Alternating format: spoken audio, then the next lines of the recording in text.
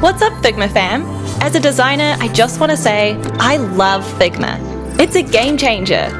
And with Zeppelin, Figma becomes even more powerful. I know, that's a big claim. Call me crazy, but I'll never go back to my old workflow. I mean, do you eat ice cream with a spoon or a fork? If you choose the fork, go for it. I used to spend an entire day making my design files ready for the team. Now, I let Zeppelin do that for me. No more spending hours organizing screens or adding layers to share user journeys. I know some designers choose to do all this in Figma, but they end up working nights and weekends.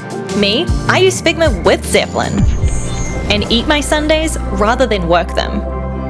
I Figma faster with Zeppelin.